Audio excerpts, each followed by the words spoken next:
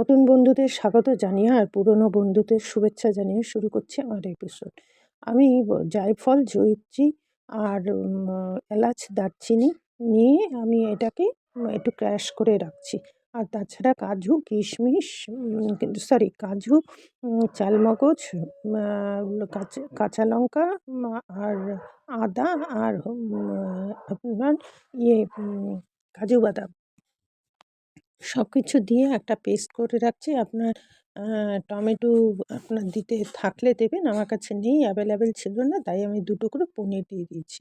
কড়াতে সাদা তেল দিয়ে তার মধ্যে আমি তেজপাতা দিয়ে ওই ক্র্যাশ করা মশলাগুলো, যেটা হচ্ছে লবঙ্গ, দারচিনি, জায়ফল, জয়িত্রী, সেটাকে আমি দিয়ে দিলাম। একটু সুগন্ধ বেরোনো পর্যন্ত অপেক্ষা করব। আমি একটু তেলের সাথে একটু ঘি দিয়ে দেবেন, তাহলে আরও সুন্দর হবে।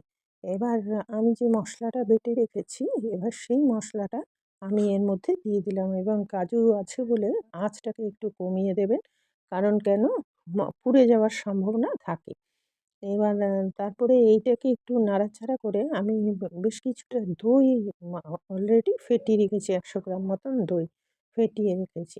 এবার এই যে মশলাটা, এই মশলাটা ভালো করে হলে পরে দই ফেটিয়ে রাখা দইটা এর মধ্যে দিয়ে দেবেন। এবার ফেটিয়ে রাখা দই দিয়ে আবার সেটাকে মিক্সড করতে হবে। এর মধ্যে আমি লঙ্কা গুঁড়ো দিয়ে দিলাম, আর হলুদ দিয়ে দেবো, নুন মিষ্টি তো দেবই, আর সাথে আপনার একটু নুন মিষ্টি দেবো, লঙ্কা গুঁড়ো সব দিয়ে দিয়েছি, আর সাথে জিরে গুঁড়ো দেবো, ধনে গুঁড়ো দেবেন না।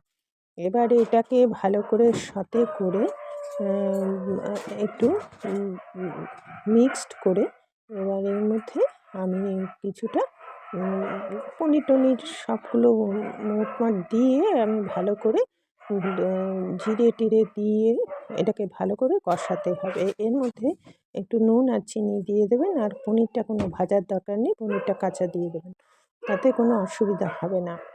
এবার আমি এইটাকে সাথে করে এবার এর মধ্যে একটু জল দিয়ে দেবো। বাই দ্য ওয়ে, আমি নূপুর, আপনারা দেখছেন smile with Nupur and Tania. Please একটু সাবস্ক্রাইব করে দেবেন, বেল আইকনটা টিপতে ভুলবেন না, লাইক শেয়ার করে দেবেন। এবার এটা হয়ে গেল। এবার দেখুন এটাকে কষাচ্ছি, কষাতে কষাতে এবার